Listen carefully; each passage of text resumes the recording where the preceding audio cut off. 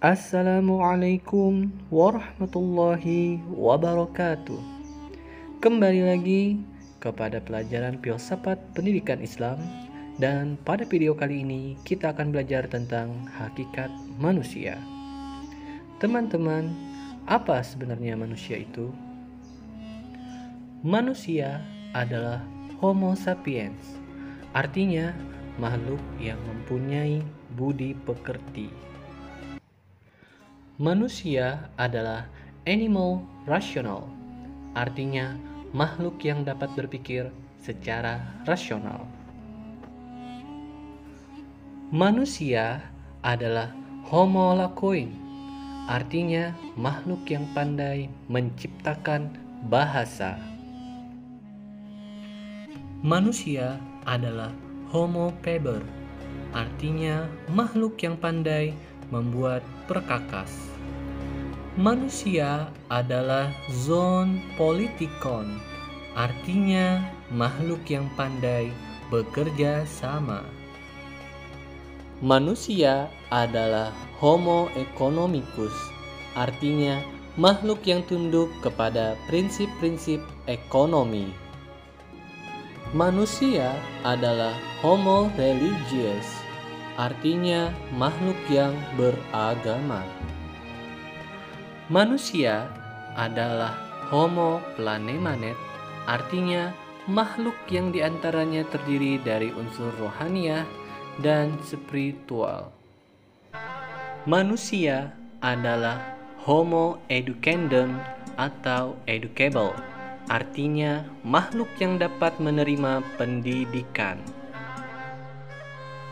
Socrates mengatakan bahwa manusia adalah makhluk yang dalam dirinya tertanam jawaban mengenai berbagai persoalan dunia. Plato memandang manusia pada hakikatnya sebagai suatu kesatuan pikiran, kehendak, dan nafsu-nafsu.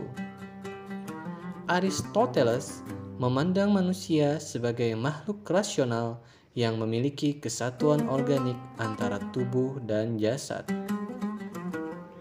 Alexis Carrel mengatakan bahwa manusia adalah makhluk yang misterius. Selanjutnya, dalam filsafat terdapat beberapa aliran atau pandangan tentang hakikat siapa itu manusia. Aliran pertama adalah aliran serba zat yang menganggap manusia hakikatnya hanyalah sebuah zat atau berbentuk jasad saja. Kemudian, ada pula aliran serba ruh yang mengatakan bahwa hakikatnya manusia adalah ruhnya saja, sedang jasad hanya merupakan bayangan atau bentuk semu dari manusia. Manusia sebenarnya adalah ruh itu sendiri. Sehingga kedua aliran zat dan ruh ini mereka bertentangan satu sama lainnya. Pada kemudian hari, sebagai sintesis dari kedua paham itu, muncullah aliran dualisme yang mengatakan manusia itu terdiri dari jasad dan ruh, sehingga mereka meyakini bahwa manusia terdiri dari dua unsur, yakni unsur jasmani dan rohani.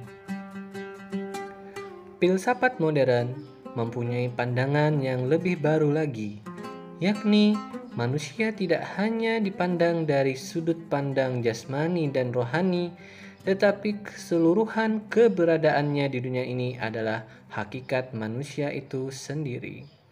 Aliran ini disebut aliran eksistensialisme. Islam sendiri mengatakan bahwa ada ruh atau jiwa yang ditiupkan ke dalam jasad manusia semenjak mereka di dalam kandungan. Dan ketika lahir ke dunia pun ada jasad yang perlu diberi makan dan minum.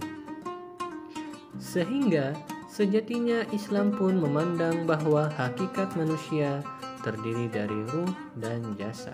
Selain itu, di dalam Islam kita memandang manusia sebagai khalifah atau wakil Allah di dunia.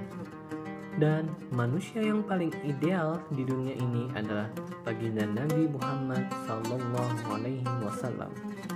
Di dalam Al-Quran, manusia disebut dengan istilah Bani Adam, Nas, Bashar, dan Al-Insan.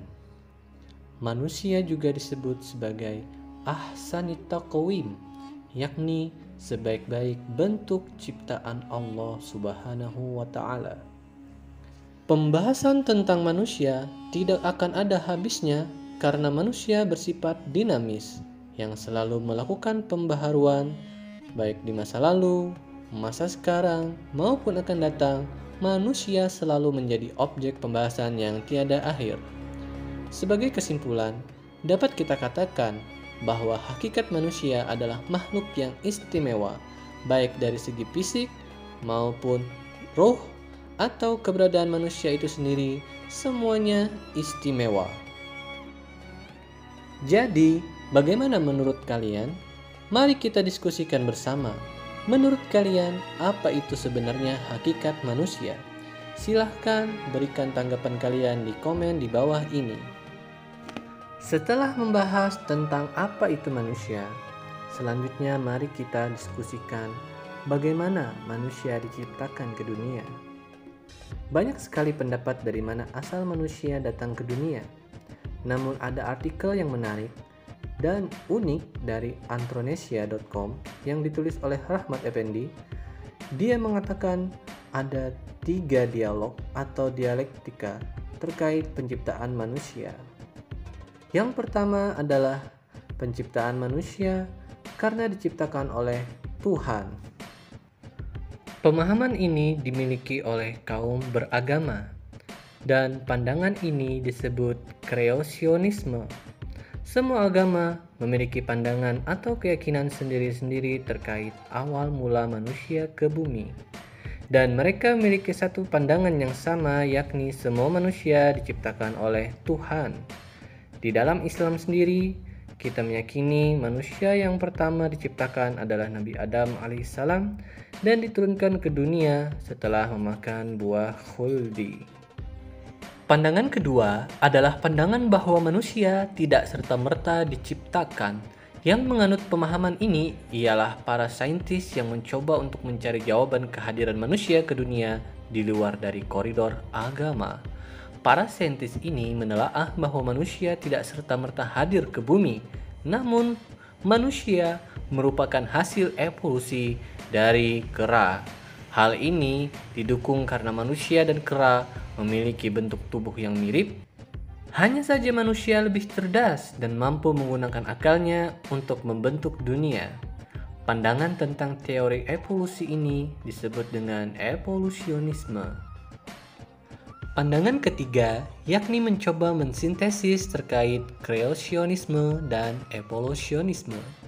Pemahaman yang ketiga mengatakan bahwa bukan Tuhan yang menciptakan manusia, tetapi ada alien atau makhluk yang luar biasa cerdas yang membuat spesies kera mengalami evolusi sampai menjadi manusia seperti sekarang. Paham ini disebut Ancient Alien Theory. Pandangan Ancient Alien ini sebenarnya mencoba untuk memberikan penjelasan yang lebih ilmiah dan masuk akal terkait kreasionisme dan menjadi benang merah terkait gagasan evolusionisme, yakni evolusi yang terjadi tidak dengan sendirinya, tetapi ada makhluk lain yang membuatnya terjadi. Namun, setiap paham tetap menolak paham lainnya. Kreasionisme menolak dengan keras paham evolusionisme dan Ancient Alien Theory karena merusak kesakralan Tuhan yang mereka imani.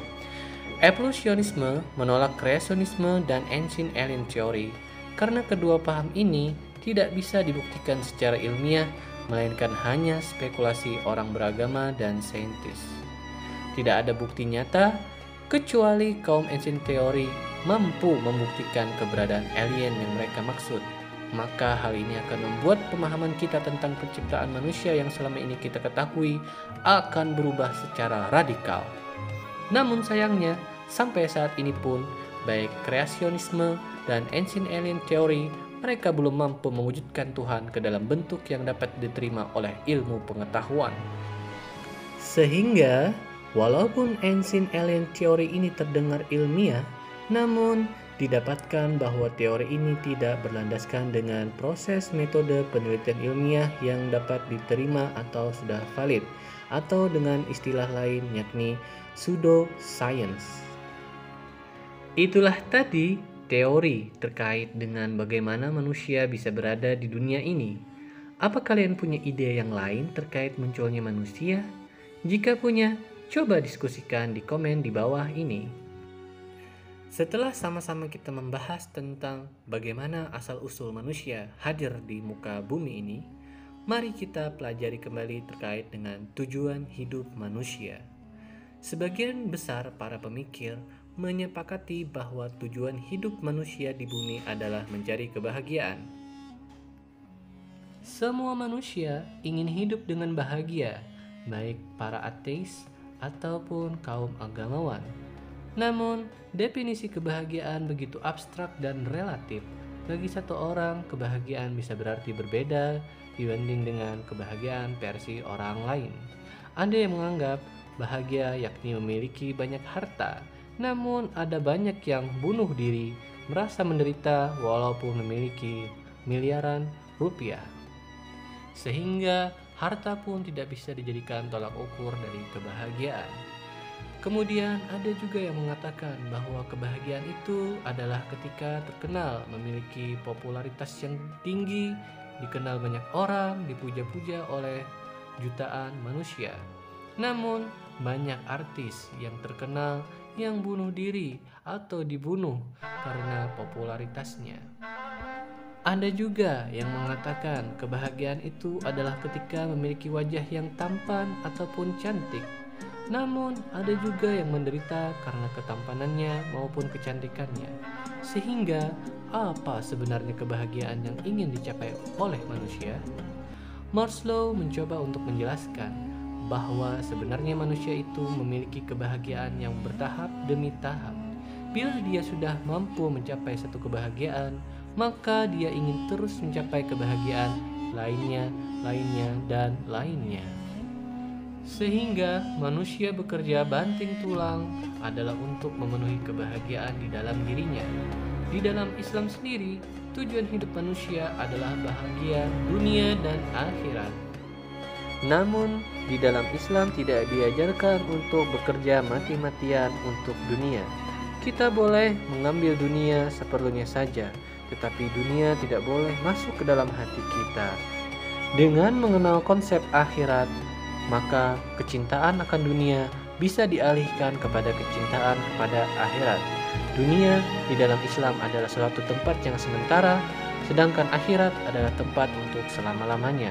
Karena itu, bagi umat Islam, kehidupan sebenarnya adalah persiapan agar mendapatkan surga dari Allah Subhanahu wa Ta'ala, sehingga dunia menjadi tempat untuk beribadah. Selain itu juga keberadaan kita di dunia adalah sebagai wakil Allah untuk menyebarkan rahmat ke seluruh alam. Manusia membentuk peradaban, manusia membentuk masyarakat, manusia membentuk norma-norma, manusia pula membawa kemajuan di dunia ini. Namun di balik sifat manusia yang bisa mengembangkan, ada pula sifat manusia yang egois, di mana manusia pula lah yang menghancurkan dunia melalui perang atau dengan perusakan alam. Semuanya kembali kepada pribadi masing-masing. Mau menjadi manusia seperti apa kita di masa saat ini maupun di masa yang akan datang. Bagaimana dengan kalian?